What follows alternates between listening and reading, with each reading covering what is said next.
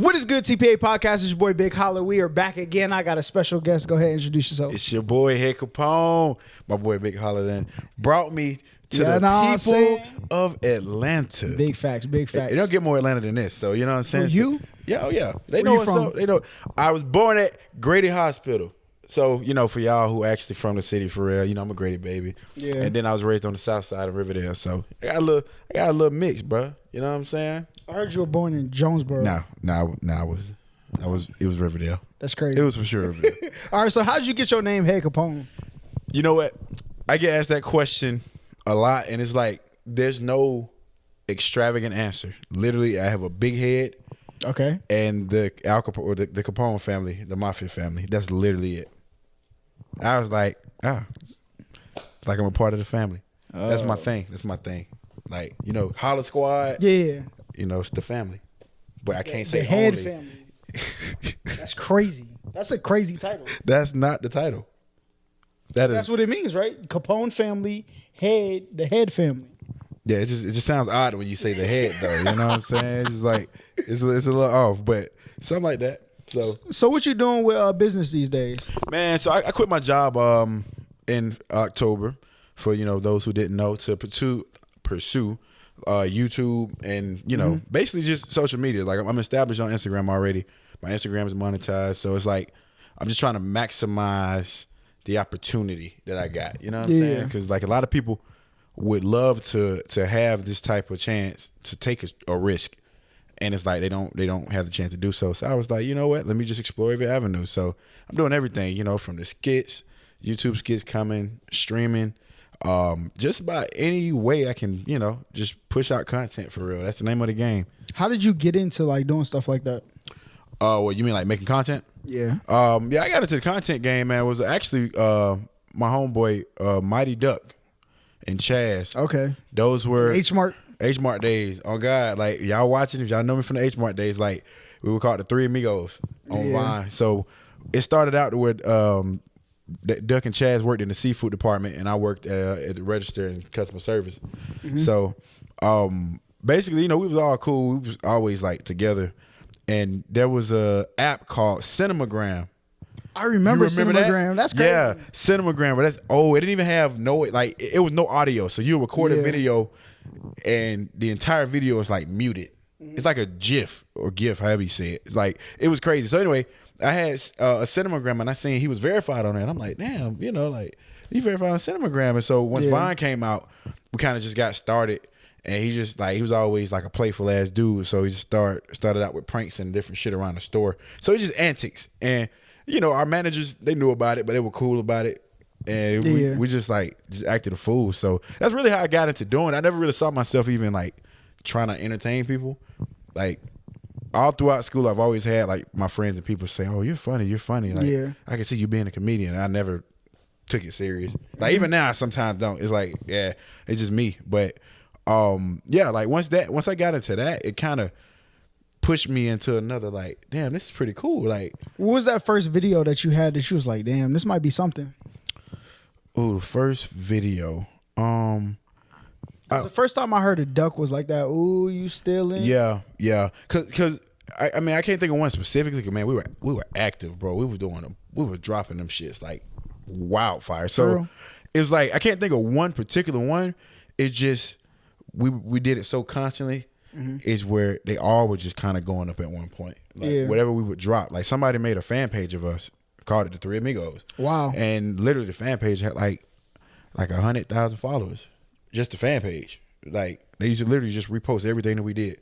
So it was like, because we had a lot of momentum at the time, and honestly, that's something I look back at. That's one of my regrets in this content making game. That you didn't put your foot on the... Bro, I didn't realize just how much momentum like we had at one point. Yeah. And I didn't take advantage of it. You know what I'm saying? Because it was crazy. It was like everything we was dropping, it was just boom. YouTube, boom. It didn't matter what we did. Like they went up, bro. And it's like, damn. So now that I'm more experienced, obviously I done been in it for a minute. Yeah. But it's like at the time, it's like I didn't realize like, hey, y'all got something. You know what I'm saying? Yeah. I don't think none of us really did, to be honest with you. And we just having fun for real. So when did y'all kind of stop doing content together? Did y'all like one of y'all like go off get a new job? Like, I know at one point, as far as Duck is concerned, he started to for one he had a son, and I remember before we kind of like all kind of went our separate ways, he was telling us, obviously we knew before everybody else did, and I don't know, man. I just think naturally we kind of all just drifted apart. I think everybody just had their own shit going on. Duck went on to other things, and you know, Chaz just was doing whatever he was doing. And Chaz is a funny guy, bro. Chaz is very funny, and he needs to realize that. But he was doing it. It was kind of like we kind of honestly drifted apart for real, and like the close relationship we had. Like me and Chaz are still close, and actually me and Duck are still cool as well. Like we all are still cool. It's just at that time we were like this, you know what I'm saying? And it kind of just naturally just kind of dissipated. It was weird, but I mean, you know, it was like, you know, shit happened for a reason, and I'm grateful even for that transition, because that taught me from a entertainment standpoint of how to stand on my own.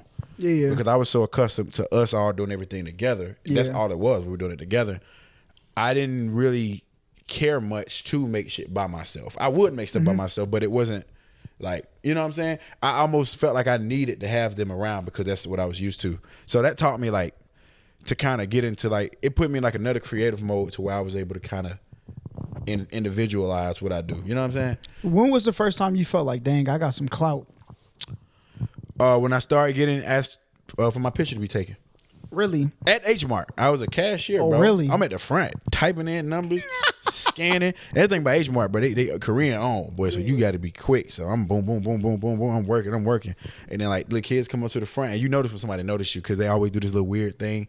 My fucking sweater feel like it's touching my chin, bro. You good? Go ahead. Yeah. But you know, it's funny when people notice you because some can't act normal, and they kind of get themselves away, and then it's like little kids just sitting there, they just smiling, just waiting to get up to the front.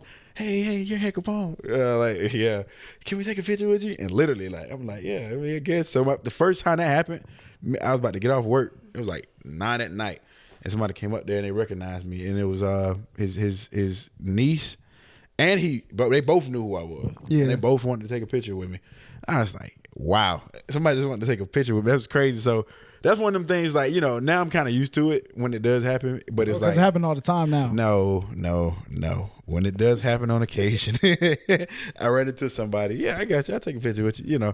So it's like, that was probably like the surreal moment where it was like, damn, you know what I'm saying? This is crazy. Who else did you meet like doing content? Because I know a lot of times when people do content, they see other content creators doing stuff. You know what I'm saying? Some people link up. They used to have like Vine link ups. Oh yeah, for sure. Right? I remember those. What like who else did you meet through like Vine back in those days? Notable people, bro. A large. I would say I call us the upper class, the OGs of Vine.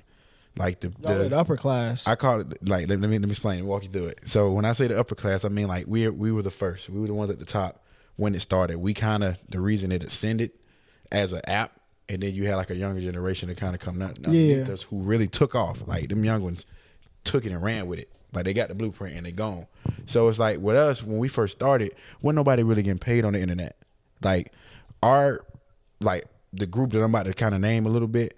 We all kind of grew into it together, and it was so new in terms of companies reaching out, wanting to do videos and campaigns. All that shit was new to us. First, we were just doing it just for the fun. Shout out Battle Beach. I don't know who that is, but you remember them? I'm sure they probably were involved. $600 it was a post. I think I do remember that. Yes, sir. Yeah, see, but that's what I'm talking about. So like, yeah, because you was on Vine, right? Yeah, you did tell me that. The crazy thing about me and my ascension through, you know, this space. I met all of y'all years before y'all realized y'all knew me. Yeah, see, and that's the thing, and you told me that, and I believe it, because it was like certain people who I knew, because I personally was able to get to know them, like Nick Paddywhack, my brother right there. Shout out my boy Nick. Desi Banks, Katie Dunn. It was this dancing nigga named She Loves Michi. Who? Who'd you say before Michi? Katie Dunn. Who is that? She's a light-skinned girl. She's funny as hell. She's real tall. That's your friend? No, we ain't friends, but I mean, she's good. Y'all cool? I mean, now we ain't talking in ages, but like if you slid in her DMs, will she respond? Probably not. Where we going with this? was gonna tell you to tell her to follow me back. You know what I'm saying? Oh yes, my God. sir. Okay. Well, I know some people that know her, so, Right, so I'm gonna clip this. I work it, and I'm gonna put it out. I need y'all to, you know what I'm saying? Okay, we're gonna work it. Oh, and you made me think of Tut, my boy Tut Weezy, B Dot, Famous Lowe's. Man, it's a bunch, bro. The way I met you is through Michi, cause when Apps used to hit Michi up. And KD knew Michi. That's how. And Michi knew Duck too. Yeah. So Michi would hit up Trez, and we would all I link remember up. Trez. Yeah. Yeah. And I would like write the script for like, okay, this is what we should do for his like promos for companies. You know what I'm saying? So that's what's up. Yeah, see, but you see it, and that's the thing about it is like everybody. So that's why I said it's OGs, because most of these people have massive platforms now. Yeah. Dan is another one. White Boy Chris, Vanilla Trail, like everybody has come to a successful place, but that was the foundation that they started. Yeah. You know what I'm saying? And that's the thing, is kind of like when I look at that and I see some of these people like who I still talk to like on a regular basis, it's just like amazing to see like where they started to where they are now. Yeah. And just how much like impact the internet has had on their life. So, you know, like I said, I met a lot of friends. My boy KD, I met KD around that time. It's my brother. You know, it's a lot of people that people watch. That's why I know most of them. You know what I'm saying? Yeah. Like, you know, they got connections, and I got connections to so many different people because we all started doing the same shit. That's basically what it is. So after like the disintegration of Vine, because I remember like Vine was like true content at first, Right. and then like Then it got like, real, like, real worldish. yeah, Yeah. it did. And then it kind of disintegrated. How did that affect like your trajectory and like entertaining? I mean, my trajectory, personally, part of it's my fault too, just for not being consistent. But honestly, it got to the point to where Vine just kind of, it wasn't really doing it no more. Yeah. And it was like, I started to kind of feel like I said, like them old niggas who need to retire. Yeah. And the young niggas coming up. Like, that's what it started to feel like.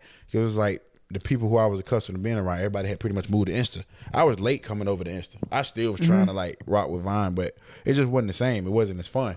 And I think what it was is like when we first started making videos, it really was just for fun. I remember when Instagram first you could upload videos, bro. Bruh, it was 15 seconds. Yep. Yes, bruh. And them 15 seconds felt like wonderful because with Vine we only had 6. Yeah. So it was like I was late going to IG or really trying to put the stuff on IGs because I already had the Vine going. I had like 170K followers maybe. So it was like, you know, I was like just focusing on that. But it was like once people start making money, like real deal bread from it, it's like shit changed, bro. It got like, you know, it wasn't innocent. It got real. Like, then it got like cutthroat a little bit. Slick, yeah. I guess is what I'm trying to say. It got very like cutthroat. It got. What were some of the things you seen happen? Just overall, just people's demeanors. Like it would go from, and then again, I had no beef with this because now, like I said, we are young. You kind of growing through that and learning as you go. Yeah. Like, nobody was able to tell me what to expect, but at the time, it was like it got like real political to where like people got real. Particular, I can't collab with you type stuff. Or I can't revive your stuff, or like normally, or situations where y'all had that relationship is like now they kind of like, yeah. So because of stuff like that, is like, once you start noticing like kind of how like the opportunity for money and how that kind of changed how people approached it, it wasn't the same like fun that it was when we first started, basically. So what misunderstanding or like what advice would you give somebody who had that misunderstanding of like, I'm getting money, so I gotta isolate myself? What advice would you give them? So ask the question one more time for me.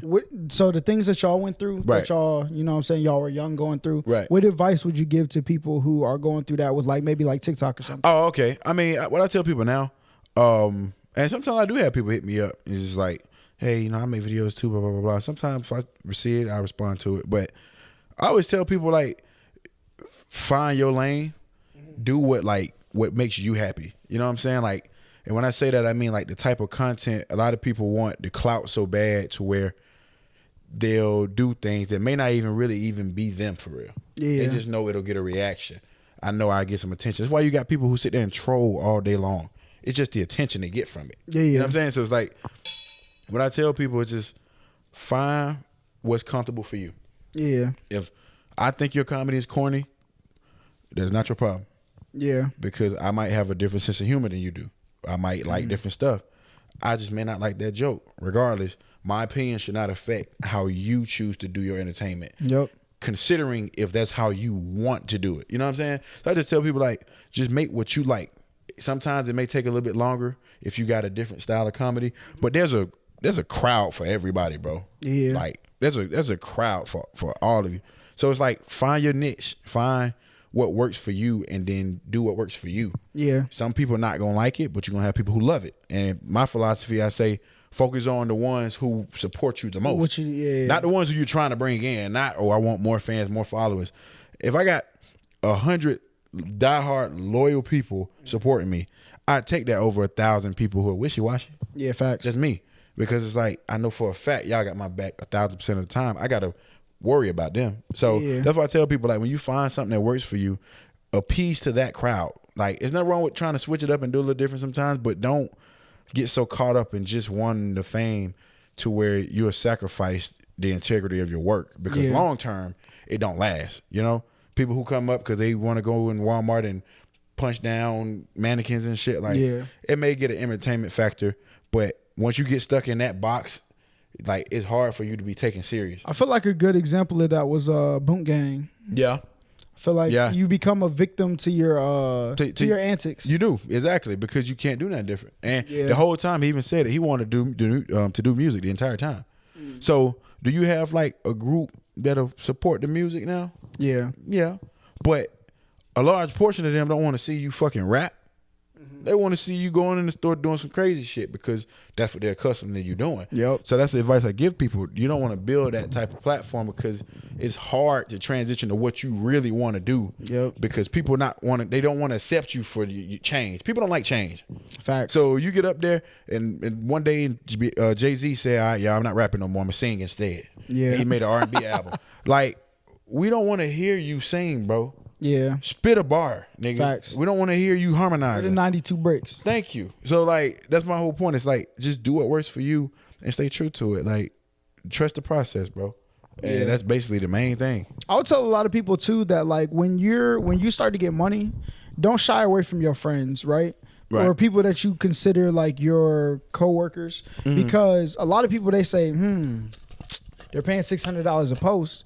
If I make you bigger and they want to pay you, I'm either going to get less $600 posts, or they're going to cut my pay. But a lot of people don't understand, like, if y'all all just grow together, you may take a pay cut initially, but the bag that you get from making genuine content with people that you make good content with is going to be bigger in the long run. So the first couple months, you may go from, the next 3 months, we're only going to give you $300 a video. You know what I'm saying? We're trying to expand. Sometimes you got to take that back step, but now you at least have somebody working with that company that you can make good content with. Y'all can bounce ideas off each other, and y'all might get the company to a point where they say, "Hey, look, we're going to give y'all 2 racks a month," when you was making $600 a month. So over the course of them 3 months, you lost $900, but that first month back, you gained more. You know what I'm saying, $1,400. Exactly. So a lot of people just don't understand that. But so you moved over to Instagram. What did you feel like the difference between Instagram and Vine was?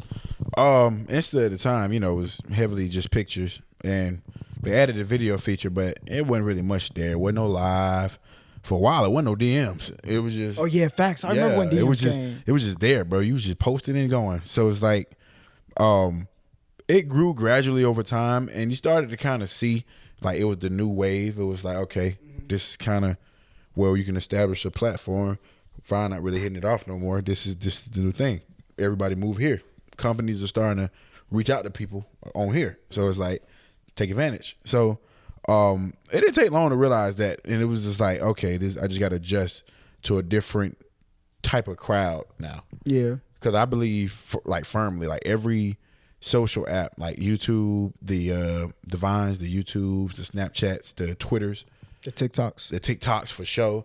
They all, I feel like, got their own class of people. Like certain things I could post on TikTok might go crazy. I might post the same thing on Instagram and it do nothing. Yeah. Then that happened, literally. Like, recently, I had a video do like 100K views on TikTok. Insta got like 10. Yeah. So like, I think the way the algorithm works on both of them. Nah, that is true. Yeah. The algorithm for TikTok is a hell of a lot better. But, just speaking from contextual point. Or were you gonna keep going? Yeah, but so it's like once you start kind of seeing people actually like elevate the app, and the app itself just started to kind of add more things. Yeah. Then it was like, all right, this is where the focus need to be. So it didn't take long at all, to be honest with you. It really was kind of quick. Once Vine kind of, like, even before they ended Vine, before like when it really died down, it was just like, it's obvious, nigga, this is what you need to focus on. Facts. I don't really remember, like, I remember the death of Vine, but like I had to get off Vine, right? I was forced to get off Vine. I did too. Why?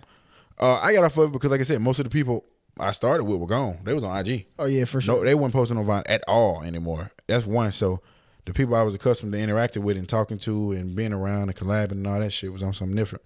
And then, like I said, it was this new school that came up, different type of comedy, but they had it. They were going crazy. Lil Kenny, Lennar, all of them, like, they were going stupid. King Vader. So it was like, you know, once we seen like, okay, they shit now. Like, they done took over this app, and everybody that their age group, that's who has control of this app now. Yeah. We like again, we were like old niggas who got to retire now. Like, the young rookies got to come up and do their thing. So it's like, for me, once I started seeing a lot of the people that I started with transition to IG, Vine just wasn't fun no more. And so for a long time, I stopped just getting on it completely. I didn't even open the phone, the app no more. So it was like, that was probably, that probably was it. It was like, once all my people left, it was like, shit. I had to get off Vine because the girl I was dating didn't like the clout I was obtaining. Now that's just some hating. Yeah, it was. That's very hate. What's her name? You remember? Yeah, I remember her name. We ain't gonna say it, but you're a hater. Everybody know I only got 2 girlfriends, so if they know me in the slightest, they know who. You a hater. Yeah. Huh? Well, yeah. You're a hater. But listen, so what happened was I was posting on Vine, and they had these little Vine groups. Shout out to my Vine group. I see some of y'all out and about these days. You know what I'm saying? I'm gonna try to. I was gonna crack a joke there, but I actually want to get her on a podcast. Okay. But I seen her one day at her place of work. Okay. All right. And I was like, that'll be a nice interview to do. You know what I'm saying? One of these days. But it was her. It was like 3 other girls. It was me and like 2 other dudes. And we were like a Vine group. I don't even remember what it was called. But we used to all make sure we revine each other's stuff. We used to, I remember the team. Yeah. We used to make stuff trend on Vine. So we did black people in white movies be like. We used to. I think I remember that. At 9:00 every night, we used to come up like in our group chat, think of like a hashtag to make trend for the day.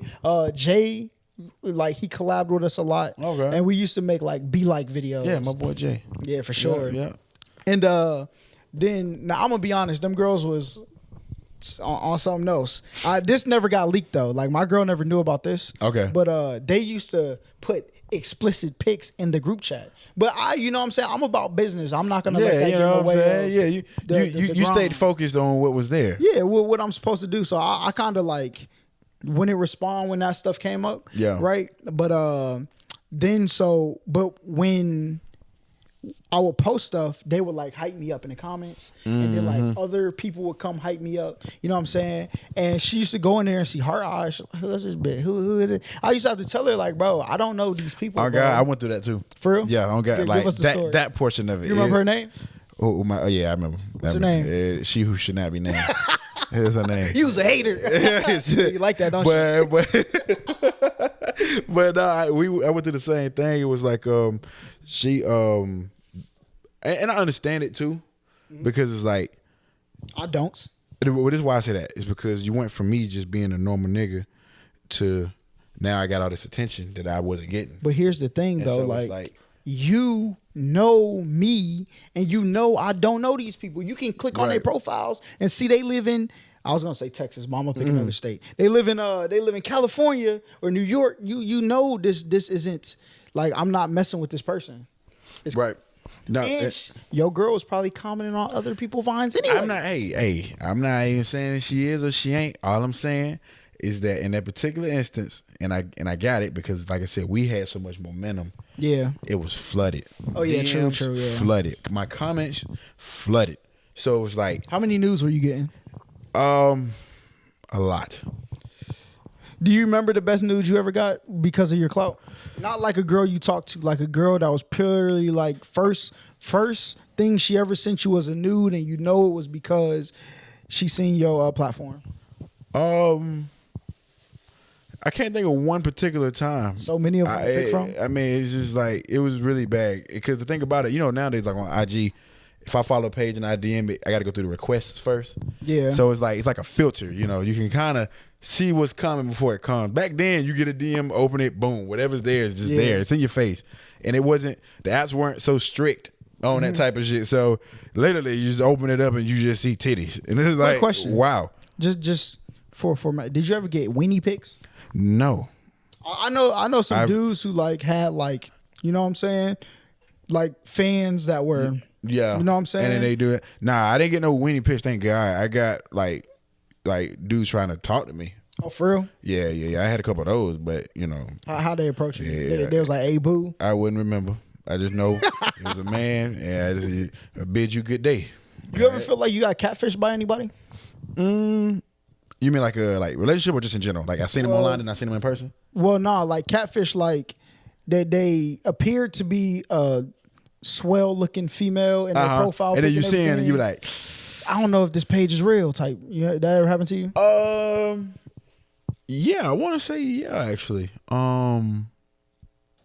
It wasn't nobody I was talking to or dating. It literally kind of just like online. Oh, she fine as hell. Yeah. And then when you see in person, you like, you ain't as fine as you is on there. Like, with you. So what kind of steps do you take to vet whether like a profile is real or not? My steps, first and foremost, follow account. Okay. Follow account, and this is why I say that, right? Now, this might sound real shallow, but I'm saying it. If they bad, they got a lot of followers. If it's a certain follower and ratio in reference to how good they look. Okay. Let me hold you. So you know how you got IG models, right? You got women who pose for nice pictures, blah blah blah blah blah. People create fake profiles of them all the time. So yes, for sure. With certain profiles and looks, the moment I look at the picture and I go to the page, do the followers correlate with the picture? Okay. I see where you're that's going. One. Two, the ratio. How many people are you following? Okay. And this is just a vet to see if they may be real. Yeah. And then if I'm really invested, go to a post. How many?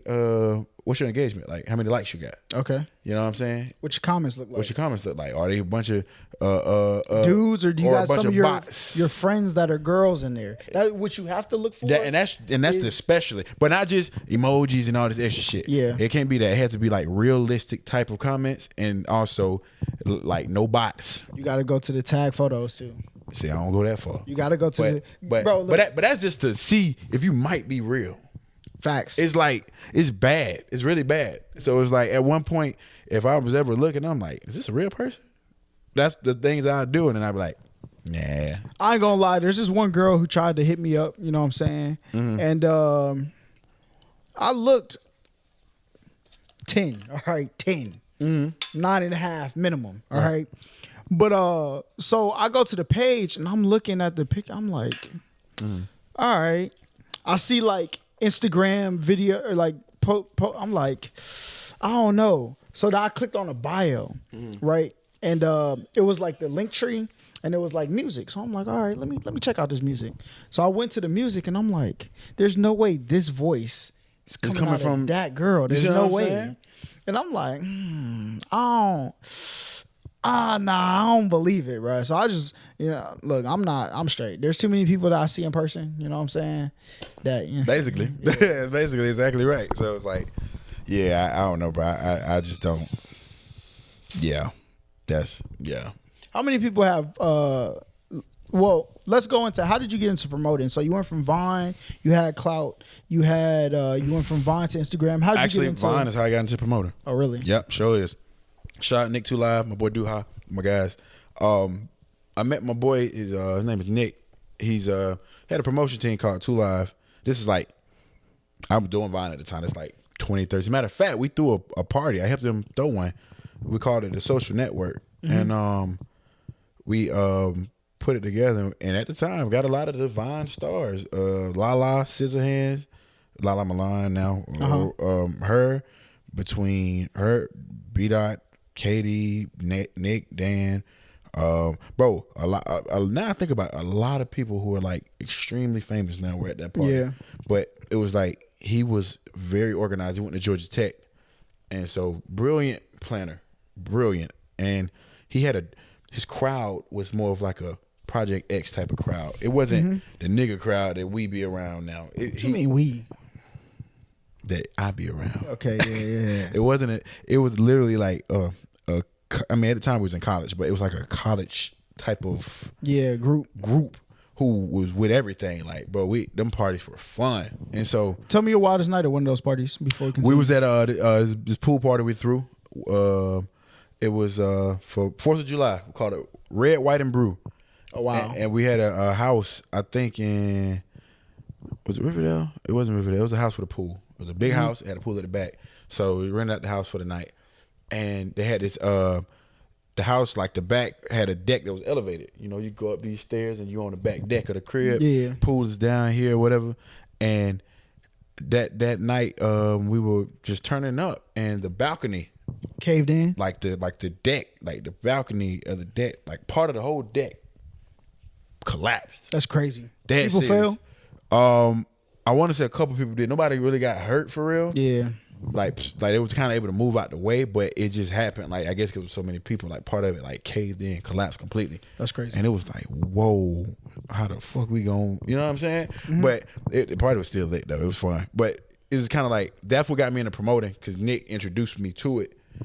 And then like once I got into custom to doing that, I'm like, oh, okay. And it still was something I've always done like part time, like here and there. You know, I post. That was the only wild part of the party. I wouldn't say the only. There's a lot of shit going on. A lot of ass being thrown, a lot of drugs being done, a lot of liquor being drank. So it was 4th of July. Yeah. Fireworks too. Yeah. I'm gonna be honest. One time I went to a college party, bro, and this was the first time I was like introduced to like what goes on in colleges, right? Because you know what I'm saying? I was a student, but I went to like a community college. So I worked. I stayed home with my.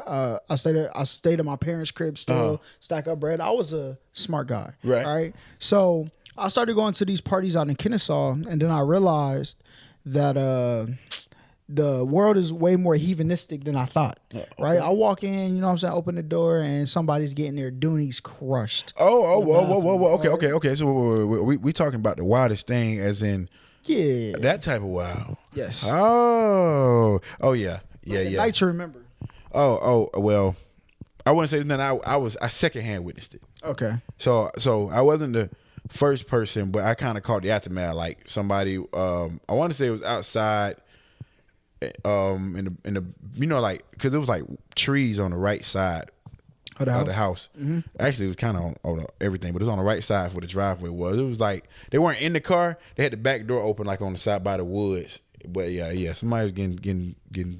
Yeah, they was getting some doonies beat for sure.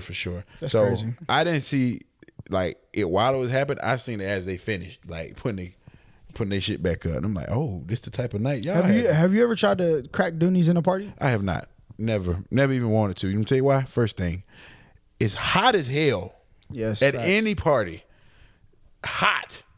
I'm sweating and you sweating. So you don't want no sweat cooch? I don't want no sweat cooch. You shouldn't want no sweat meat. Like when you be drunk, like, you know what I'm saying? Yeah, when you I ain't gonna say act like when you be drunk, yeah, you just sometimes you be like, whatever, fuck it. But me personally, like the type of, like I said, them parties used to get wild, bro. Like they were very high energy, niggas jumping off the roof into the pool, like y'all is wild. No, yeah, niggas was like really like wilding out, jumping off the boards and shit. So it was like it was such an active party physically. You done worked up a sweat for sure. Yeah. So this is me. I'm like, I don't want to smell no sweaty coochie. Like, yeah, not for the first time. Can we get to know each other first? Yeah. So yeah, nah, I ain't never been the type of guy to even want to beat no doonies at a party. What's your, like, have you ever had a moment where, like, you took a girl back to the crib, you know what I'm saying, you lit, and you wake up the next morning, or you see what she looked like the next day, and you're like, damn, I could have swore you look better than this? Nah, I ain't never had one of them. I ain't got that wild. You ain't never have to. Nah, because I know, and I know what you. Tread I know lightly. what you I'm in your close friends. But that's like a. Tread lightly. I'm in your close friends. I know you're my close friend. You ain't never seen me do no shit like that. Because like the way I look at that, right, is like, that's like, okay, I see Shorty at the club. oh, she kind of cute, bring her back to the crib. Yeah. I ain't never did that. Never. Swear to God. Oh, you never brought like a girl back to the crib? Not from the club. Any girl. My boy, you know what any I'm girl saying? I've ever been, because my thing is I want to trust you. I'm like, first of all, I don't want nobody who's gonna steal. Have you ever went back to their crib? I don't do that either. Smart guy. In my head, I might get robbed. See, you know what I'm saying? saying? I rocks with it. I rocks with it. So that's what I'm saying. Any woman that I've ever been involved with is women that I actually knew. You know what I'm saying? Like I know them before I even do that with them, because it's like I'm the type of person, I don't like just anybody in my house. Yeah. You know what I'm saying? So it's like, you know, I don't even want to trust a person in my personal space, because even if you don't do nothing, okay, you know what I'm saying? You got the low. You know, you might just be, hey y'all, you know, he got this, he got that. Yep. Blah, blah. In my head, that's how my brain works. So that's why I'm saying, like, the random, like picking up women, taking them back to the house, I ain't never did that, bro. Yeah. Or ever went back to that. I never did it. I'm on the same wave though. I don't like people in my personal space. I don't like it, bro. It's kind of because like that's how my mom raised us. Like Mine nobody too. allowed in my house type stuff. So Yeah, I mean, I always let people, but they have to know you. They got to be comfortable. Like my mom didn't random do that, people yeah. knew. Right now, random folk, ain't no randoms. I had like 2 friends that could come over the house without my mom knowing. Oh yeah. Before see. like, so it's like, yeah. Okay, yeah, but I can't blame them though. That's why I think a lot more people should be a lot more cautious. Yeah. You know what I'm saying? When it comes to like fellas, it's okay to meet her tonight, get a number, and link up with her a different time. Like, Yeah. you don't know this girl from a can of paint, and that's how niggas really begin set up. Like, Yeah. Or just throw them 10% tints on your car. or you can do that too. That actually probably would. I would actually encourage that more. Car sex. Have car sex. That's right. Yeah. Go to the parking lot. Do what you got to do. Y'all can go about your separate ways. I would trust that more than you going to her house, or vice versa. She coming to yours. And that's another thing too. Like I said, my brain be wilding. Yeah. Like in my head, it's not just, oh, is she gonna rob me or steal from me or this like that. It's like, you don't know who you're dealing with. What if she wake up the next day and say something else? Like, who are you? She wake up the next day or like, did we do anything? I don't remember what happened. No, I don't want. See, my mans, you know what I'm saying? We on the same way. I don't want no issues in any way, shape, or form in that type of way. I don't want none of that. None of them problems. No. I don't even like it when women drunk for real. Have you ever got pressed about that though? What you mean? Oh, so you don't want this? You don't? Have you ever got pressed like that? Like you felt like somebody was too drunk, they tried to press you, and like you were like nah, and they kind of like was like, man, oh, so you not a real? You ever got pressed? Oh, like get mad type shit. I can't think of actual drunk, but it didn't even get to the point. Like we was like at the club type shit, and she was trying to like come back home type shit, and I'm like, for one, I just met you. Yeah. 2, you drunk as shit. I don't even know if you know who you talking to right now. Yeah. So again, that's why I've never been even the type of guy to try to pick up women. Like as much as I promote, like to me to go to the club, get her number, let me try to. I ain't never done that, because my thing is you're not in the sober mind. You're not in your right mind. Yeah. So even if you do know what's going on and you saying what you're saying, that may not even be what you really want. You're just making an ill-advised decision. You know what I'm saying? So my whole point, like I said, I don't want to even open the door for that type of situation to even think about happening. Yeah. So, like, to answer your question, yeah, like I got cussed out because like, oh, like you must be gay or something. Like nah, Shy, I'm just chilling. You want to know something funny though? Just minding my business. One time we were on FaceTime, right? And you were at work. You know where I'm going with this? Somebody was asking you directions, and he said, he said, hey, yo, no disrespect. That's your start.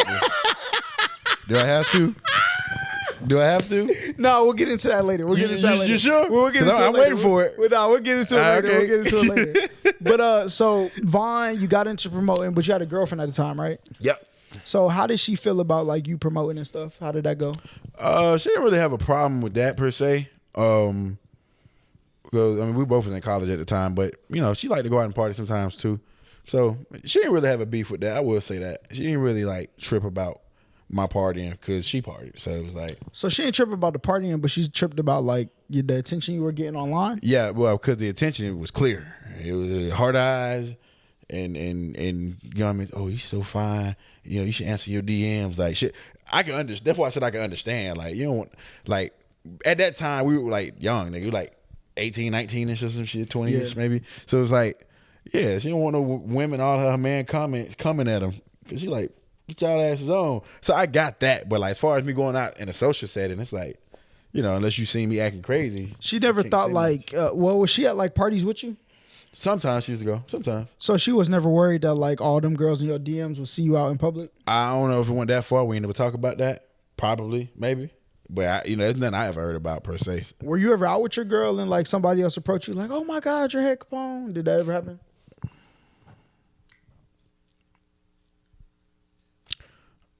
Not with my first girlfriend, no. Okay. Not with her. With my recent ex, I want to say yeah with her, but it was like a innocent type of thing. It wasn't, you know what I'm saying? So you had two different girlfriends from the time when you started Vine to the time, to the time now, right? So you had two girlfriends in that span of time. Yeah. Mm-hmm. Okay. So how did you get into the second relationship with all that? You know what I'm saying? How are you able to filter through all of the because like I said, like most women I've ever dealt with, we knew each other. Okay. We were like, friends or at least cool. So it was like, we knew each other because we worked together actually at H Mart at one point. And so we already knew each other. It wasn't like just like random. But it's like, I was getting out of a toxic ass situation and like I want to say she did too. And like, she just knew I was a good dude. Like, because I used to sometimes vent about how my first girlfriend was just, she was crazy, And it was like. One of those guys. What? Man, my old girl, she just ain't treat me right. But if you want to treat me right, you know what I'm saying? No. I'm telling you something. I got treated terribly. Absolutely awful. Tell me about it. Tell me about it. I mean, we was just young, bro. And like, she apologized after the relationship, though. She got like. Cheated? Wait, yeah. She did at one point. I did too, though, at one point. Oh, yeah. Who cheated first? She did. That's tough. Yeah, she cheated. Yeah, she did. She cheated first. Was that what the toxic part was the cheating? Nah, it was really everything around that. Like, because even though we did it, we got past it. Like, we both agreed to forgive and like work on it, move on. It was really more so just the everyday shit. Like, she was just like, she's very, very disrespectful. Like, in what ways? Just more so, just like she's spoiled, so she like things her way. Mm-hmm. And if she don't get it, then it's like she go to fussing, cussing. She was real like bossy, like one of them strong-willed women who's like, I'm in control here. Yeah, she really was like an alpha for real. Like she really made me grow up, if I gotta be honest with you, because it taught me like. You gotta put a backbone to nigga, put your foot down and learn. Because I'm such a laid back dude. Like I don't like arguing, but it's like that shit taught me like, nigga, you getting stepped on right now. You need to drop your nuts. So, shout out to her. I dropped my nuts. Not about that relationship, boy. But so that taught me. It just taught me how to stand up for myself, though. And like I said, afterwards we were cool. I mean, we broke up. It was mutual. We both realized it just wasn't working. How did you find out she cheated? She told me. How did she find out you cheated? I told her. Y'all some toxic we snitched people, on ourselves. Toxic people. I mean, what, bro? It's just, what I'm saying? It was like fun. It was just, an emotional decision. It was a bad decision. That's all. So tell us about your cheating story. I mean, I always want to ask people how they end up cheating because I've never cheated before. I've never even come close to sniffing the thought of cheating. I mean, so like, it was somebody I went to school with. I had went to high school with, and it's somebody that had always had like a sexual tension with. It was like one of them things. It was just bound to happen at some point type shit. It was one of them type situations. So walk me through. So like when I'm in a relationship, especially when I'm committed, like I'm all in, bro.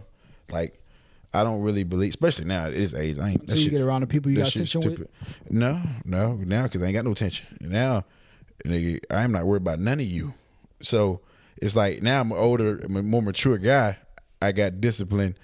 And my mindset is just so far removed from that. When I was a young nigga, this is literally like 10 years ago. You went to college, right? Yeah. You took PR training?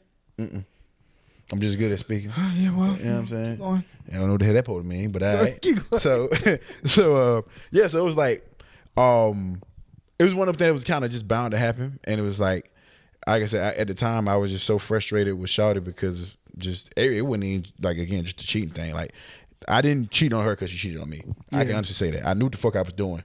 It's just mentally and emotionally, I was so checked out from her, from like all the shit she would put me through regularly, just the arguing, the fights, disrespect, talking at you crazy, saying hurtful shit, spiteful shit. It was so much. So I was just so like emotionally just numb to her to where I really just had a I don't give a fuck right now moment. I don't. So I'm like, you know what? This girl who been trying to get her doonies knocked down for a minute, I've been wanting to do it. Fuck it, let's do it. And I did it. And so you like pulled up to her crib? Actually, no, we were actually outside in the grass. That's tough. That's tough. Yeah, it was some random shit. I won't lie. It wasn't a planned thing, but we had mutual friends and we all had one out. It's just the opportunity presented itself, and I said, "Fuck it." Was it everything you thought it would be? It was good. I wouldn't say everything I thought it would be, but it was good. Mm-hmm. Like it was worth it. Yeah. Because at the time I said, "Fuck it." Did you use a condom? Yeah, I did. Okay. Yeah, nah. I gotta ask, you know what I'm saying? Because apparently 99% of the world don't use condoms. Yeah, I didn't know this was 99% is stupid. That's how that is. It is crazy. It is wild. I never got it, right? Because people you always just say, bro, Atlanta, things are spreading in Atlanta. It's crazy. I'm like, can't be that, man. They got the same education I did. They know to use. They can't be that stupid. Nah, they be raw, man. They raw doggy. Crazy. But yeah, that was the thing, bro. It's just like I was so checked out to where I was like, fuck it. But I did feel bad though. Like, so what made you like try to work it out if you were so emotionally numb to her? I just think I was young, bro. I was in love. I love hard. Like I said, when I'm in a relationship, like I'm knee deep. Don't say I love hard. What's up with you, bro? That's like a DV, you know what I'm saying? Is it like a trigger? Don't ever say I love hard. I mean, dudes who say I love hard, ask women what they think when they I say, don't beat women. Okay. Well, no, I'm not. I know you don't. You know what I'm saying? I'm just saying. Okay. I would reword. Well, let me say this, ladies, or whoever else is concerned. I'm in touch with my emotions. Very strong lover, yes. And when it comes to a woman, especially to somebody I love and I care about, I'm like, I'm in it. I'm deeply entrenched in it. Yeah. I'm not worried about no other women but you, type shit. And it was like, but if you make me emotionally numb, I'll be deeply entrenched in somebody else. Well, at that time, for sure, 100%. At that time, yes, you made me emotionally numb. I stepped out, boy. So I ain't proud of it. It's just something I learned from. And it was like, damn. But honestly, it's like I was so in love, brother. Where it's like I'm the type of person to where sometimes I give people the benefit of the doubt, considering knowing who they are. Yeah. And it was like, for all the bad shit that she did, she also had a lot of good things she did as well. Mm-hmm. You know what I'm saying? So I'd be wrong to sit here and just paint her out to be a damn demon, because for every bad thing, there was something good to kind of slick battle with it. It's just over time, emotionally, it's kind of hard to deal with that shit. How long did that relationship last? Like 5.5 years. Jesus Christ. Yeah.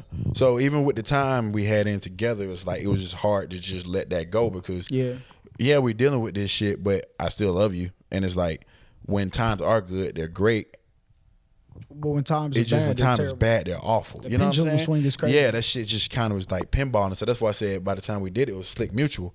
It was like we both acknowledged, like, emotionally this shit has been taxing. Yeah. From day one. So it's like, let's just make peace with what it is.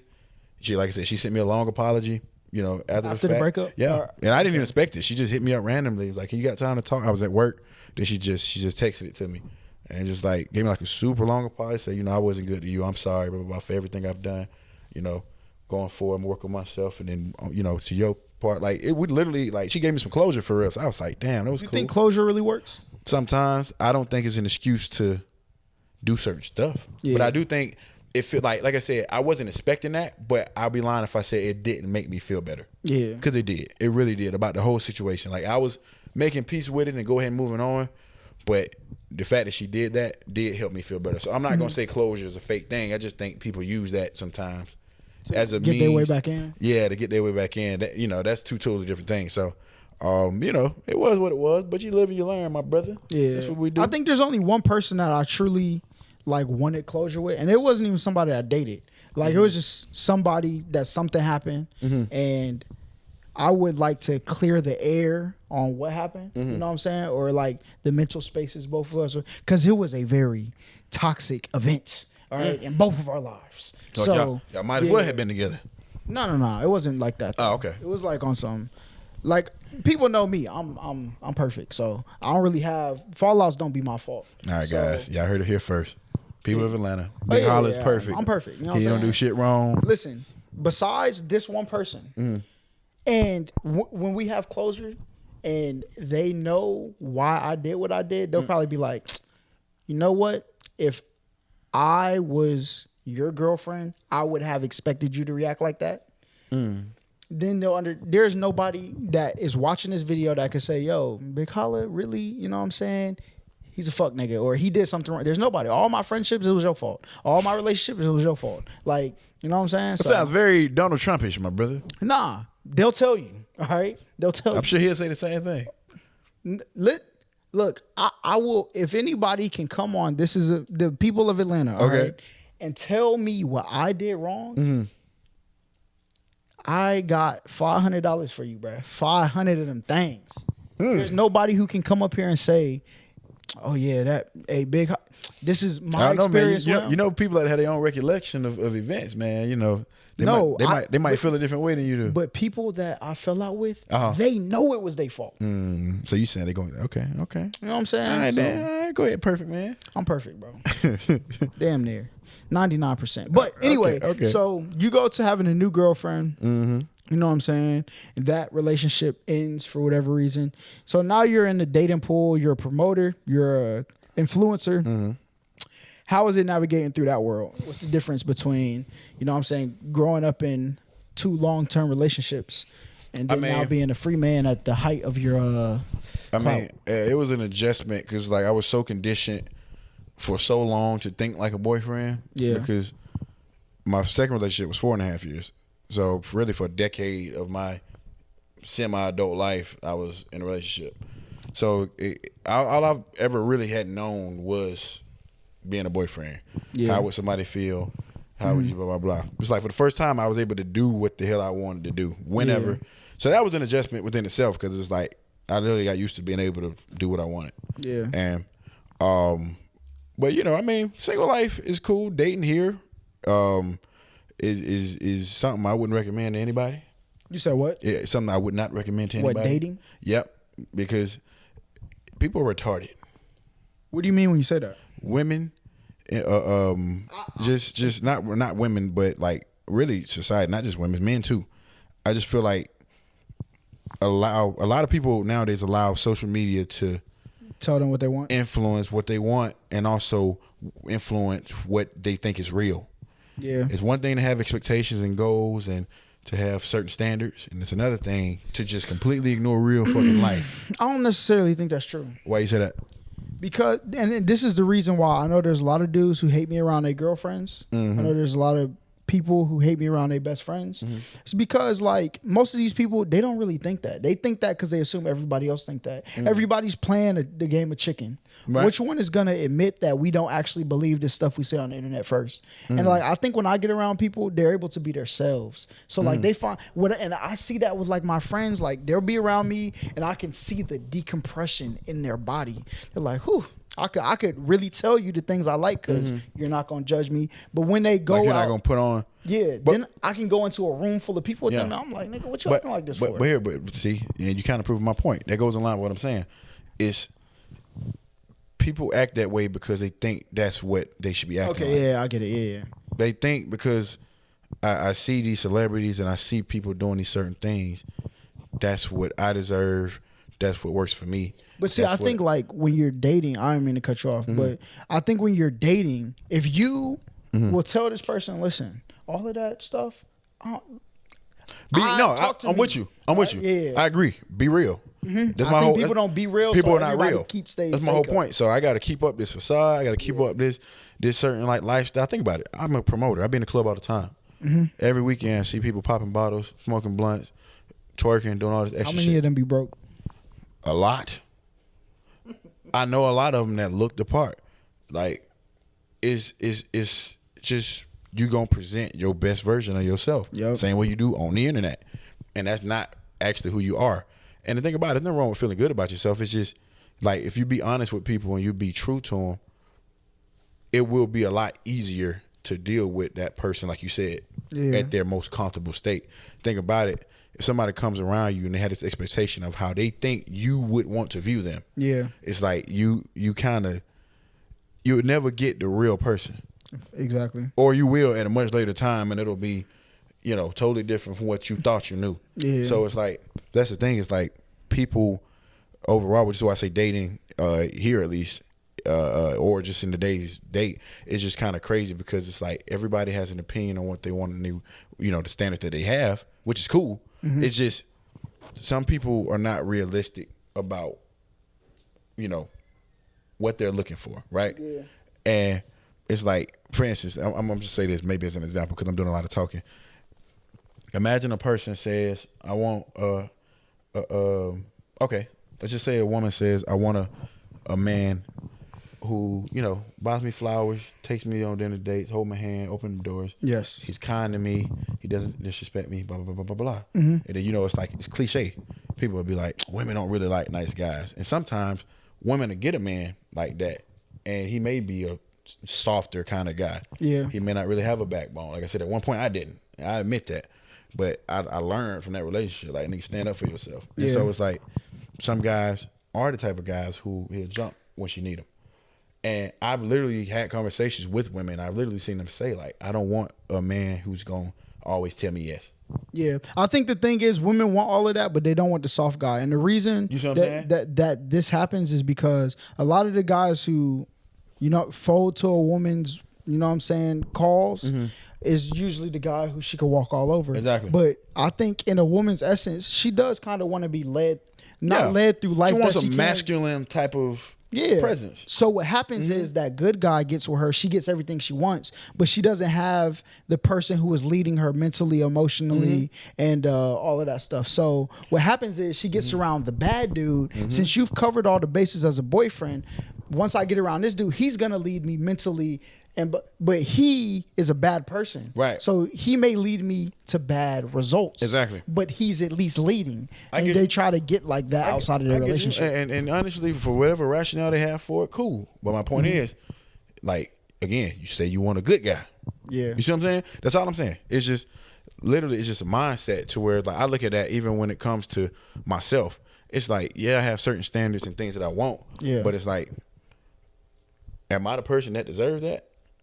Am I going to treat them fairly? Am I going to be fair? Am I going to be respectful? Am I going to, you know what I'm saying? It's like, I look at it like people should ask themselves, like, for everything that you want, like, if you were blessed with that person, are you good enough to not fumble that? You know what I'm saying? Yeah. Like, to not screw that up, because this is what you say you want, but can you handle this person? What's crazy is until like recently when COVID happened, everybody started getting on these personal podcasts and talking about the man versus woman sphere, right? Right. I never actually thought like what like I need from somebody else. I just want to be happy, bro. Listen, I just want to be happy, and I want you. I know me as a boyfriend. People are gonna look at you and say, like, man, I wish my nigga was like yours, bro. Like, that is what I think my value, because I'm going to be good or exceptionally well in almost every department in our relationship, right? So I'll be like, man, I'm the GOAT, bro. I'm the GOAT.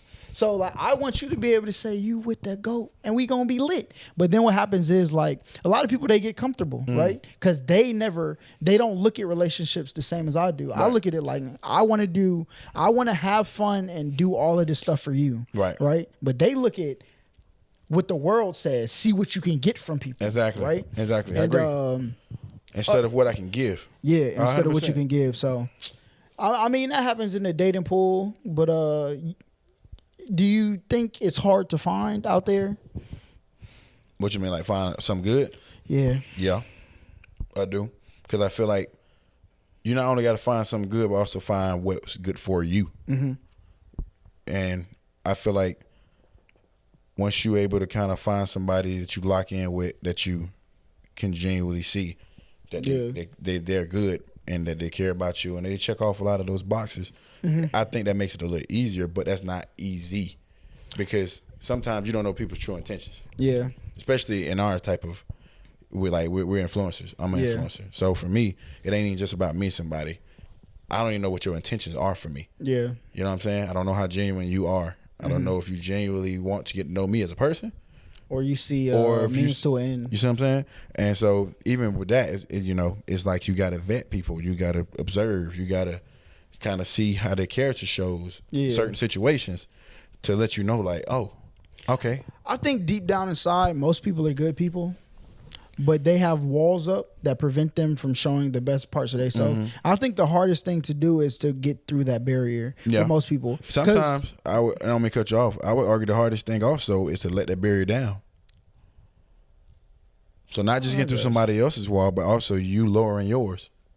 Because don't nobody want to be vulnerable. You know what I'm saying? Yeah, I could see why some people would do that. I'm like to your point, like I'm saying, you sound like, it'd be hard for some people to get through that wall. Yeah. Which is a true statement. I'm saying I also feel like what is true is on the other end is also hard for that person to let that wall down. Yeah. To let you in. I think it's and I'm speaking from experience for me.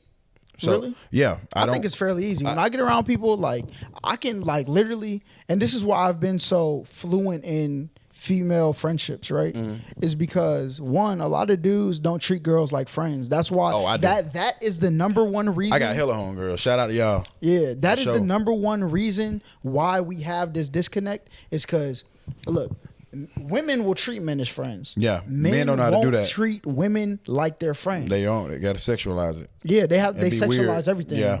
So I agree. When I come in to a place, I think it's very easy to get to know like what really hurts a woman, what makes her happy. It's very easy to do that because if you treat them like your friend, I know all my homies, like the type of girls that they will want, you know what I'm saying? Or the type of mindset they have because they don't think to let me hide this from you because you have an ulterior motive, which may be like for a guy and girl relationship to have sex or something like that. Right. But also like if you just treat them like a person, you'll be fine. That's why all of these like red pill community, the modern woman, these are all dudes who don't look at women like they're actual friends. And like you think this is a means to an end type of person. Now they look at like super rich dudes who get escorts and stuff, and they're like, well, see, he has money, that's why he got that good. But you don't want that type of girl. So why are you arguing to try to get that type of girl? That type of girl is not a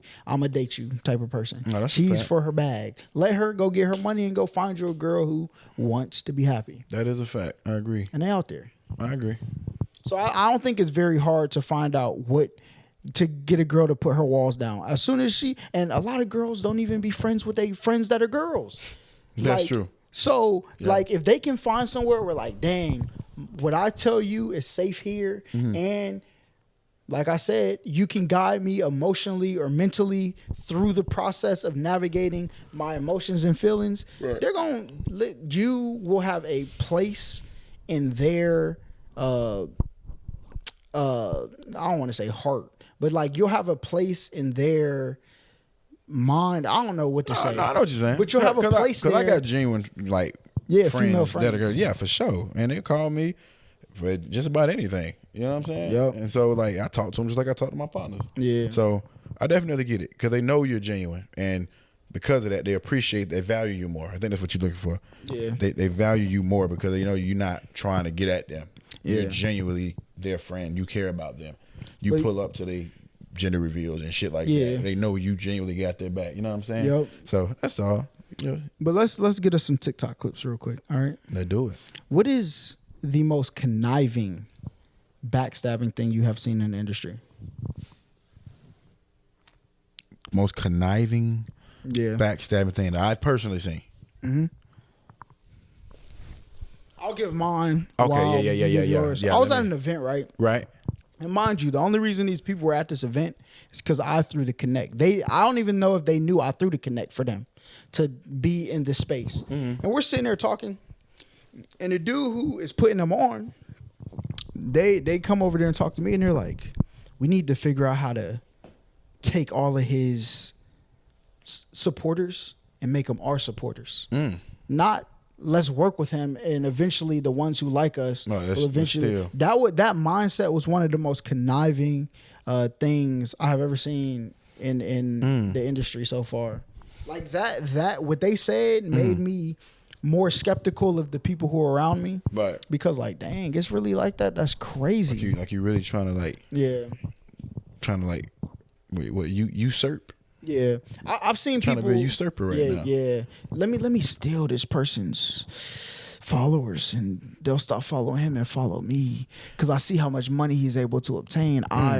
It's like the root of all evil type of thing. Like they're all after whether it's clout, money, or something else. It wasn't none that I personally seen because honestly, even in like the influencer, content creating, comedian game, whatever you want to call it, like I don't collab with a lot of people. Yeah, there's a couple people I collab. You know, my boy Jay Childish, shout out to Jay, KD. You know, a few other friends when the time's appropriate. But honestly, when it comes to this, I know the people who are like cool and who are my friends. Yeah, but I ain't like quite from a creative level. I don't quite put myself out there with people like, hey, yo, let's collab on this, bro. Hey, let's do this. I don't really do that personally. All right, what's your whole story then? Since you know you ain't got no conniving. I ain't really got. Well, no. You let me finish. I said I didn't name it personally. Oh, okay. Now, one that I was privy to. You remember Welvin the Great? Yeah. The one with the teeth who ain't got no bitches.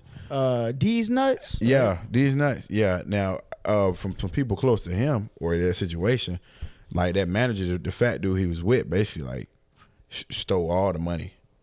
Like that's crazy. Like literally, like this man was seen, and I think Welvin was seen as like Vegas or something. Like on the street, down bad on Fremont Street. Yeah, he was bad. And bro, the fat dude, I can't remember his name, but I can see him right in my face.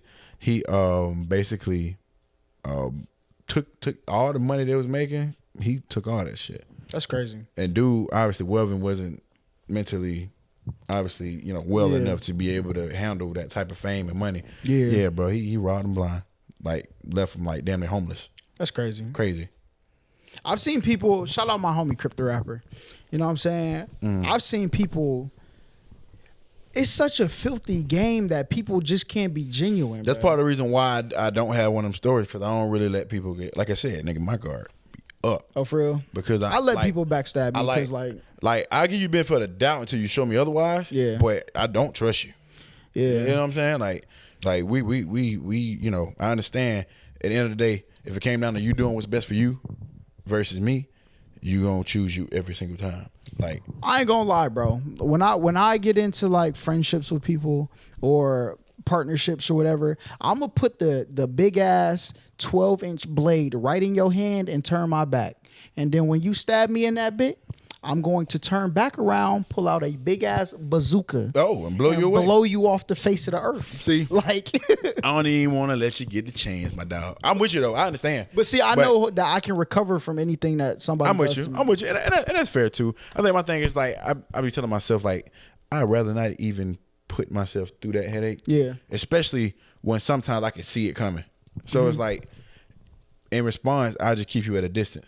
Yeah. Because I know your intentions aren't pure. Just based on what we talk about, based on when I hear from you, you know, you want something, you need a favor, you need help, you need this. Yeah. But like you never reciprocate that energy. You know what I'm saying? It's like just certain little things I look at about people's characters and I'm saying, I see. So in that case, I'm gonna treat you accordingly. Yeah. That's just the way I do it. So that's why I don't, you know, have one of those type of stories. Once you backstab me, there's no recovering. Like there's going to be a line and you'll never be able to cross that line again. Yeah, I don't got. Yeah, even if we hash it out, better believe we ain't gonna ever be the same. I'm not hashing nothing out. Oh well, see, y'all heard it here I'm first. I'm not a let's talk this out type person. Yeah, listen, you did it, and look, I didn't do nothing to you, so we have nothing to talk about. Beholder said he gonna spin back. Look, listen, that bazooka coming out, boy, it's over with. He gonna spin back. Keep it in mind. Like once you cross, like, and there was a time where, there was one time, right? In high school, I fell out with this girl, right? I worked at Dillard's, I hired her, and I'm like, I'm sitting there like, damn, why weren't me and you friends? Like, how did we fall out? But then the characteristics started showing up that of why we fell out, and ever since that moment, I'm not repairing no relationship I ain't break. Well, and I don't break none of my friendships, so you know what I'm saying. So, you did say you were perfect. I'm perfect.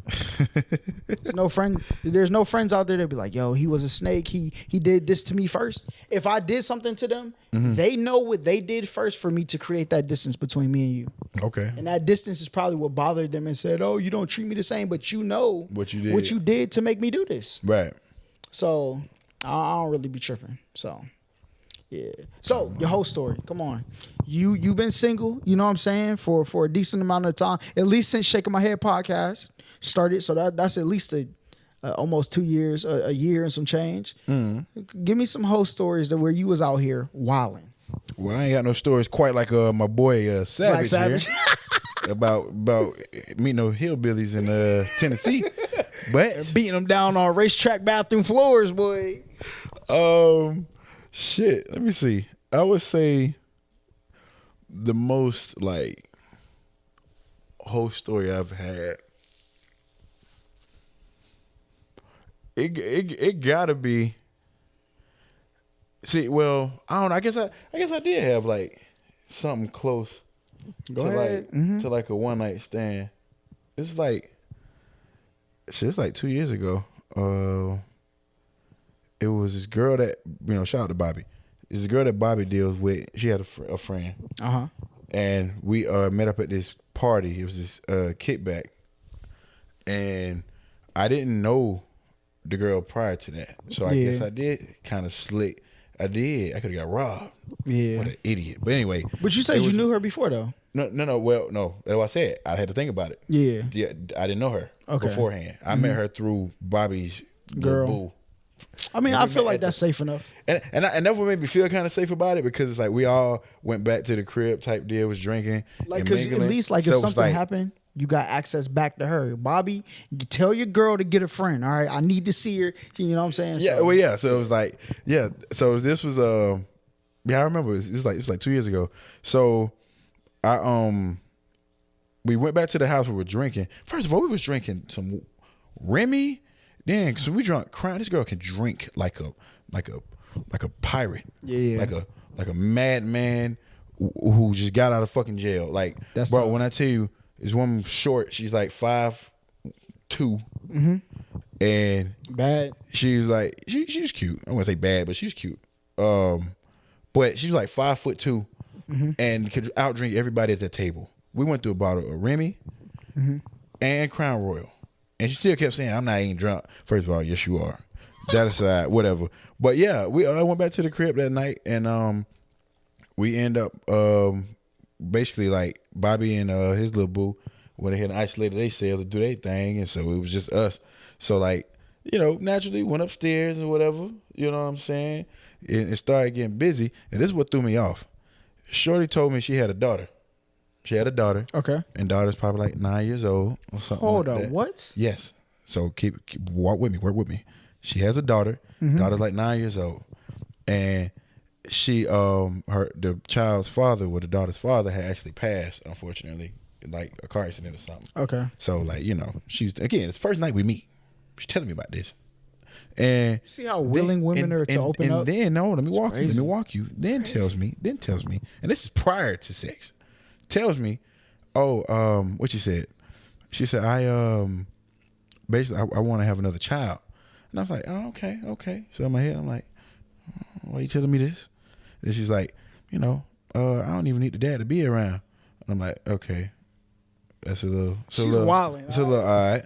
And then she's like, yeah, sometimes I be thinking about going to a sperm bank. And I'm like, okay. Like, why? Keep in mind, this is pre-sex. Listen, Mike, you have to cut. Listen, this is pre-sex. I'm not trying to talk about all that, bro. Like, listen. So again, I'm just like, all right, you throwing hints, and then proceeded once. And this is how stupid I am.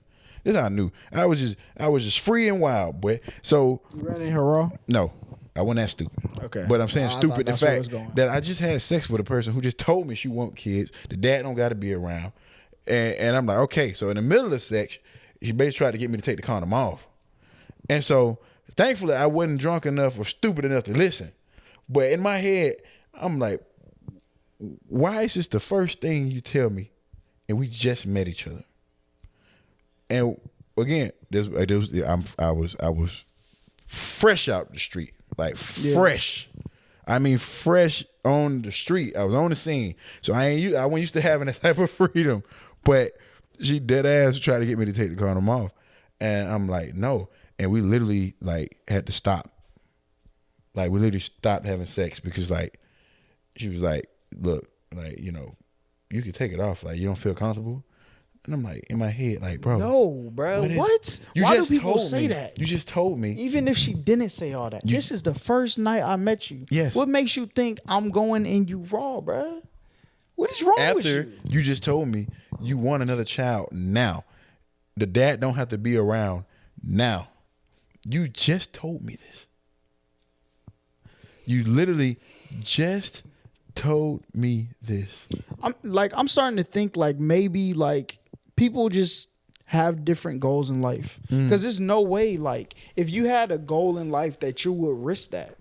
So maybe some people just want to like, I just want to take care of kids and go to work, come home. That's fine, but not express it with a guy you just met. Yeah.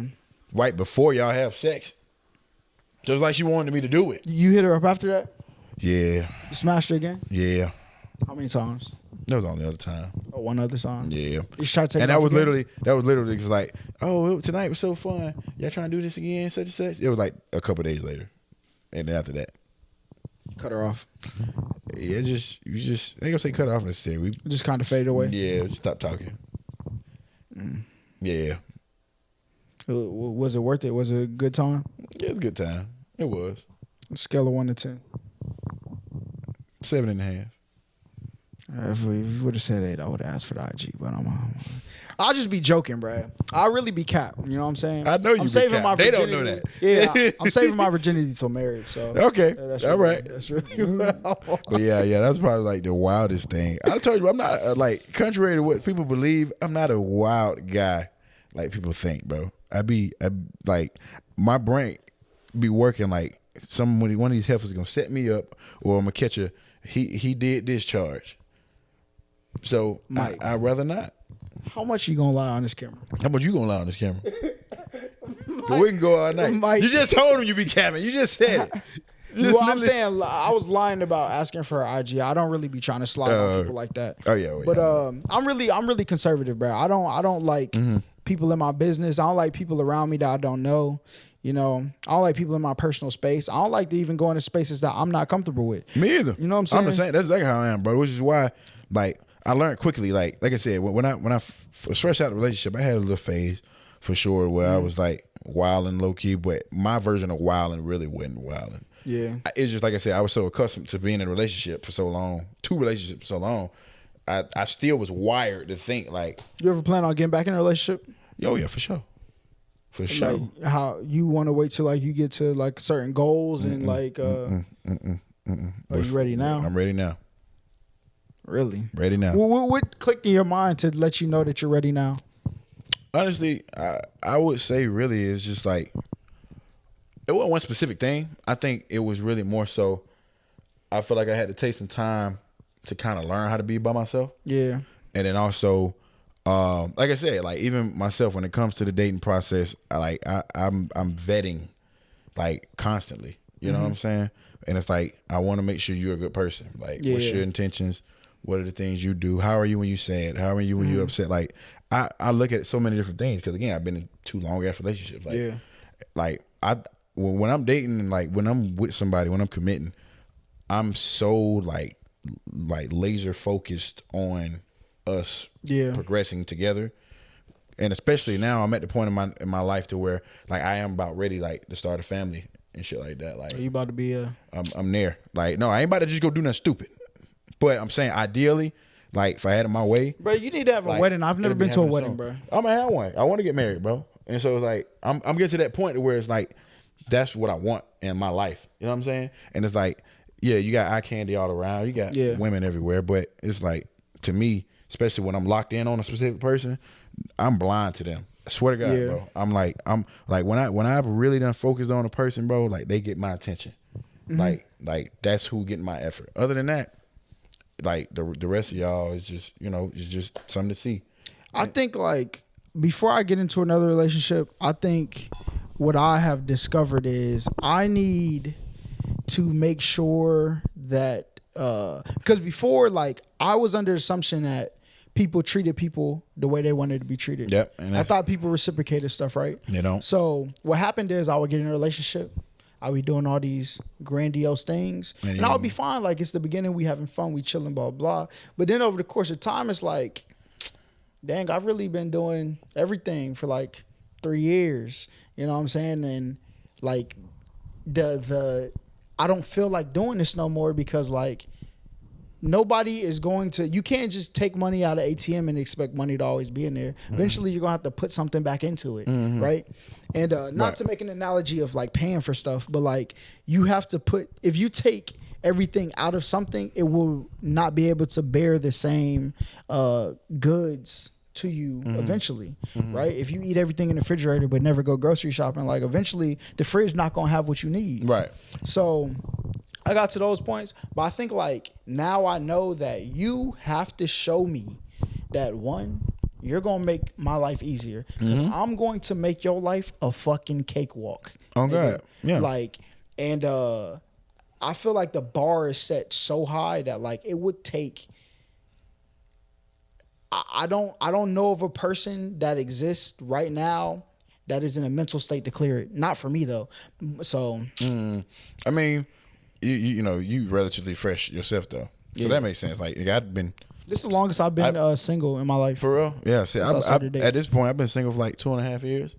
So it's like I done had a little time to like go through those, you know what I'm saying, those motions and shit. So I understand it for sure. Like you want to feel like somebody reciprocating, somebody cares about you. I also got W Red, so like, listen, even when I was single, the last time, the longest I've been single, I think is like around 6 to 7 months. And last time I was single, like when I first got out of that relationship, when I was chilling, bro, my like people just feel comfortable around me. So I would go to like kickbacks, and I would be there. There would be a group of girls. One girl is gonna be right here the whole night, and it's not like a spoken thing. I don't like try to talk to them. It's just people feel comfortable around me. So like I'm able to go out in public. You know what I'm saying? We could go to Miami right now, and you could go with a girl. Snipe could go with Sim. KD could go with a girl. Y'all call, and we'll be somewhere, and we might go to like a lounge. The way people feel comfortable with me, I could have somebody and with no intentions. Like, oh, we chilling. Hey, we about to go here. You trying to go? Yeah, I'm coming. I have the ability to do stuff like, so I don't really be pressured like to get back in a relationship. Right. So it is what it is. But you know what I'm saying? What's your goals for 2022? 2022, man. Bro, really is to build this YouTube channel. Y'all go subscribe. Hey, Capone TV on YouTube. I had to plug that in. Sorry, but build this YouTube platform, bro. I'm trying to get verified on Insta. I actually wrote a vision board out the other night. I'm actually about to start posting on Facebook as well. Yeah, building my Twitch community, bro. I'm just constantly just focused on putting out consistent content, getting paid handsomely for it. Yeah, and also just kind of living more free, bro. I think I'm at a point mentally to where I'm in work mode. Yeah. Like my mind is programmed to work. Work, but do it for myself. You know what I'm saying? I left my job back in October, and it was for this purpose. So it's like I've been adjusting, but my biggest goal is like to organize myself to where I'm able to do these things consistently. Yeah. And do them like, you know. So you don't got scammed no more. Yeah. So I can lead them to, hey, if you got whales or be on how much scamming did you see in the clubs? Oh man, look, it don't stop. It's like hand in hand. Scamming is like hand in hand with dealing drugs, bro. It's a constant. Like you're gonna see them popping bottles every. You know the scammers. I know most of them. You're gonna pop bottles every week. Why? Because it ain't nothing. How many people were getting into the clubs with guns? None of the clubs that I go to. Really? That don't happen often because we actually have security, and normally I go to places where either A, it's a party I'm actually promoting, or B, like it's party one of my people is over. I know some people who get paid to go through the back door. Oh no, I'm sure.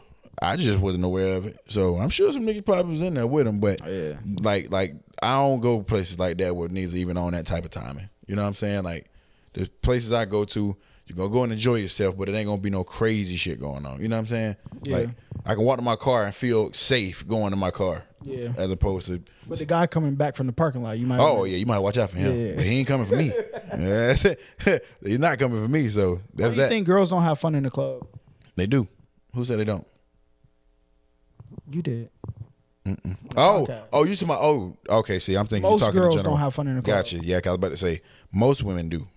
Now them prissy heifers who just like to look cute. They just like to look cute, bro. They go out, they dress up, put their makeup on, they look cute, and it's like I had to learn that some of these people might just be socially awkward for real. Yeah. And I learned that was the thing. Even no matter how pretty a girl looks, some of them are socially awkward. They just don't. You know what I'm saying? And they feel weird about it because it's like I've seen them like literally sitting there not enjoying themselves. Mm-hmm. And then that's another thing too. Like I said, social media. They just want to show people that they're doing something. I think I've learned this very recently. That a lot of those girls, they're really like dudes on the inside. Like they like all this stuff. I know some of them girls be in the club, and if you pay attention, I'm like, you watch anime? You play video games? That's crazy because you would never think. And if you told people you play video games, you probably have better friendships. Yeah. But they don't. I think girls got this like image of like, I mean, a lot of dudes be trying to hold women to like this, oh, you got to just be a trophy, right? Yeah.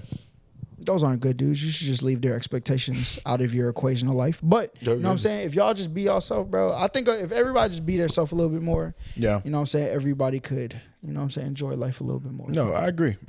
Would you ever have an open relationship? Nah. Have you ever had a threesome? Like I said, you said, have I ever had one? Nah. Would you ever have one? Would I ever have one? Probably. But it has to be the situation probably. I wouldn't have one with a girlfriend. What if she wanted another girl, though? I wouldn't have one with a girlfriend. In my head, it's a setup. A setup for what? It's a setup. For what? Yeah, you want to see if I want another woman. All right. I guess, you know what I'm saying? They don't want to see if you want to. Some people just want to have fun, That may be the truth. But in my head, again, that's how my brain works. My brain computer says, hell, for you trying to set me up. You're going to ask me if I want to have sex with another woman. And then as soon as I say yeah. But you just told a story about somebody giving you money in a club that you're talking to, right? And to get dances by two big booty. Oh, that threw me off too.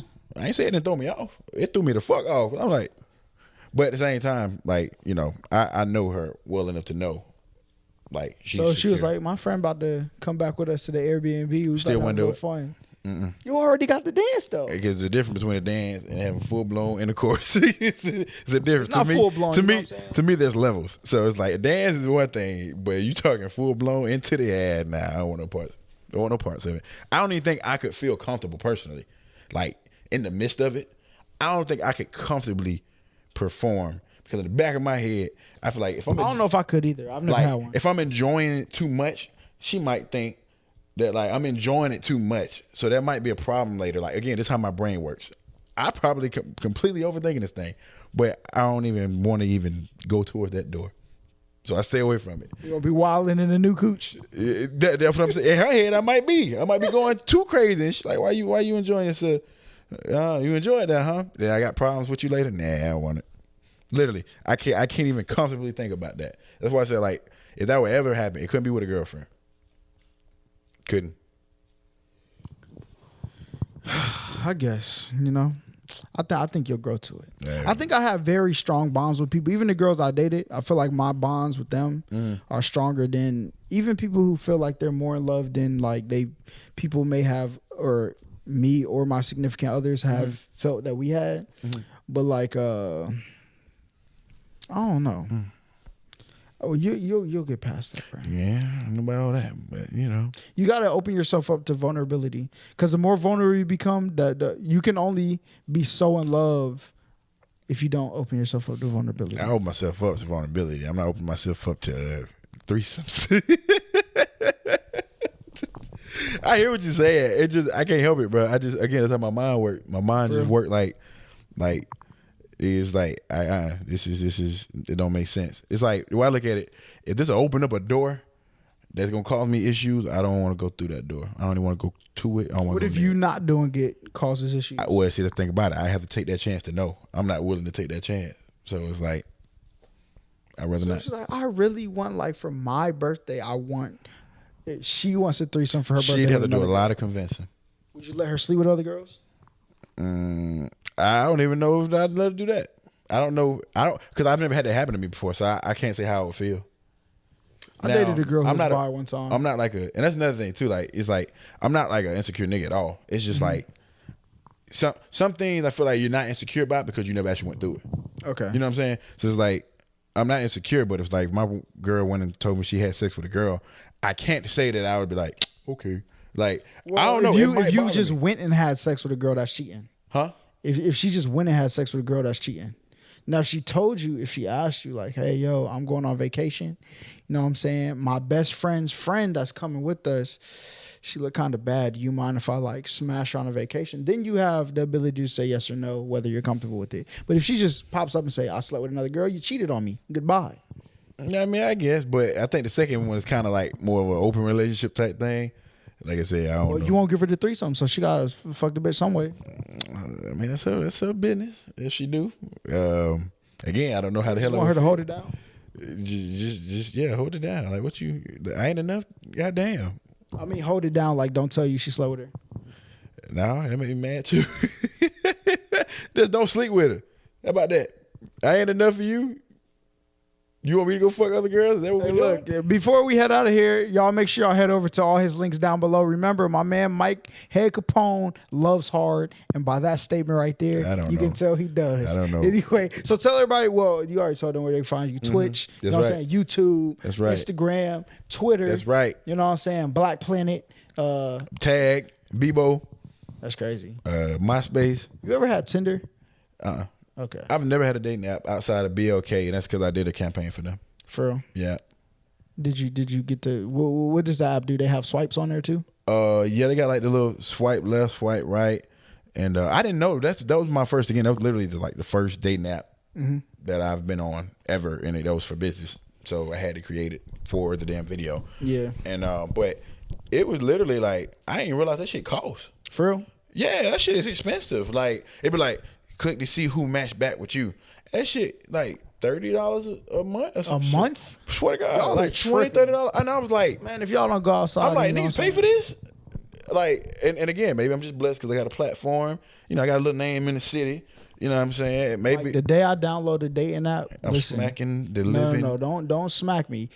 Pull that G-lock about your boot, all right? Okay. And listen, put my brain on the canvas of the wall. We got to, please. Because I just it ain't never got that bad for me. So there's too many people. We live in Atlanta, bro. I know. If we lived in freaking West Bumblefuck, nigga, okay, I understand a little bit. Yeah, get the dating app.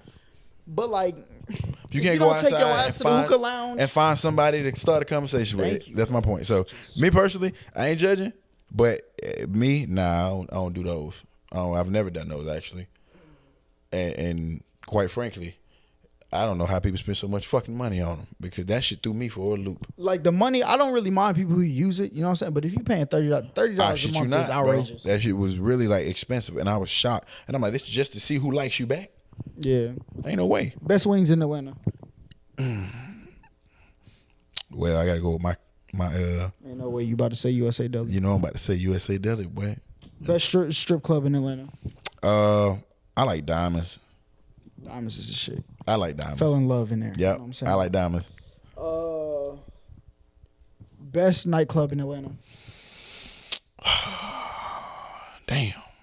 The best one that was here, I say was Oak. Oak was Oak, tough. Atlanta. Oak was that deal. Yep.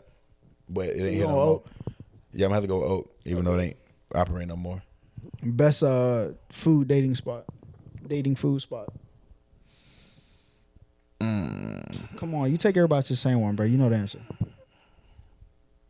Oh, my bad. I'm sorry. Damn it. My bad. You I don't know the hell he talking about because I don't know no damn dating spot. This is why I think it's so fucking hard. Where have I been? This nigga lying, bro. You lying. Where? What?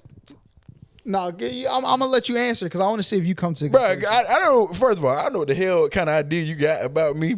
All right, I want you to give the answer. And listen. Look. I need y'all at home to pay attention to his face when I say the name. But come up with which one you think that I'm gonna say it, and he's gonna make. That's exactly what he's gonna do. What you talking about? You talking about Iron Age? Yes. Nigga, man, get your ass on. Nigga, I go to Iron Age with y'all, and I took. took the young lady to Iron Age. I did take a young lady to Iron Age, but I don't know what the hell you thinking. KD's the one who's the serial Iron Age dater, cause he take every woman he meet there. I done took one girl. You blowing up a man's spot like that? Sorry, KD. Sorry, I took one girl there. Any other time I go with y'all country asses or Bobby and his people. All right, yeah. Tell the camera what you want. Yeah, I'm telling them the truth. That's what this is, the damn truth. You heard it here. Right straight out the horse's mouth. Now, Katie. Best liquor for a night out. Casamigos, you know that. Come on, bro. Stop playing with me. Listen, I was at the club one time. You can say what you say. What? Casamigos? Casamigos trash, for sure. We drinking Terramana. The Rock posted me, you know what I'm saying? We Terramana no, we're not. Campaign. I was drinking that last night, though. But we're drinking Casamigos, man. Reposado. Casamigos sound like... Reposado. Casamigos taste like gasoline, bro. For sure. Nigga, first of all, all alcohol tastes like gasoline. No. First of all, let me dispel this. I hate when people talk about the taste of alcohol. It all is nasty. No, it's not. All alcohol is nasty. You hear me? All of it. All of it. That shit disgusting. I ain't drinking it for taste. I'm drinking it to get drunk. That's why I'm here. That's why I'm drinking this. To get fucked up. I don't care about the taste. Casamigos taste worse than other alcohol. Yeah, that should put some hair on your chest, boy. For sure. For sure. That's all it is. Just Dang, you ain't want to put Boogaloo up there since Oak closed?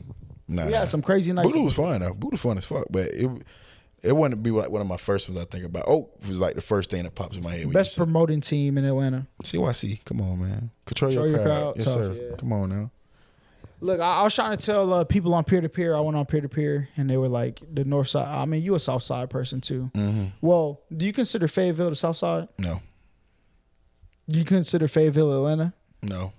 Dang, Lo, you got some answers. You guys got some. I'm sorry to whoever he's referencing this, because it's like not. he's from Fayetteville, and he tries to say how lame the north side of Atlanta is, Gwinnett, and you know what I'm saying. Nah, Gwinnett got a lot more going than Fayetteville, bro. Fayetteville is hey, there y'all heard it older, first. old people and a lot of like older white people and like people who are going to settle with their families. Listen, Lo, if you would like to come on the podcast, you know what I'm saying, hit your boy up, you know what I'm saying, we could. It's just the truth. That shit for people to go and live in residential areas, like it's not a party area. It's nothing social going on out there. He said they got all the strip clubs out there. I wouldn't know nothing about any of those type of strip clubs. They could be good. I'm not gonna talk about them, but You ever been to a Caucasian strip club? yes. How was it? Awful. Really? Yes. Give me the experience. This is the last question for sure. I was in Dallas visiting my special someone, and it was a strip club for my homeboy who was dating this white stripper, and it was one of them clubs where they can't even actually get nude, and it kind of reminded me of like the titty movies. bar. You know them titty bars in the movie. They be on the stage just dancing. You know they can't ever GTA. dance worth of shit, and they just in there dancing. And you got your regulars there throwing money at them horn dog middle-aged men. Like it was like that. The music was terrible. She's my cherry pie. She's my it wasn't cherry quite pie. that. They were mixing between like I guess like that type of music. And it wasn't like country music. It was like 2000s hip hop. Shit like that. Yeah. It was just it was bad. It was bad. It was. Listen, white strippers cranking that Soldier Boy on stage is crazy. It was it really was bad. It was nothing going on in there. Nothing but a bunch of old niggas, and it was boring. Your dancers looked bored. Yeah. It was awful. Any shout outs you got left to get off your chest? Shit, I think I shouted everybody out, boy. Dang, Jeremy, that's crazy. Anyway, y'all like, comment, subscribe. Shout out to Sniper Jones. Oh yeah, that's crazy. You ain't Sniper, that's crazy. Sniper, I'll never do you like that. You know what I'm saying? But you can come on here and speak your piece and tell me how you feel about Head Capone over here. You know what I'm saying? Head family. But listen, make sure y'all like, comment, subscribe. You gotta stop. This podcast will be on Stitcher, Apple Music. The hell is you know what I'm Stitcher? saying? Stitcher is a podcast. Oh, that's lit. All right. Go Stitcher, ahead. Apple Podcast, Spotify. You know what I'm saying? We had a special sit-in with the Head family. And then until the next time we see y'all, we out of here. You have a problem. Peace. Peace.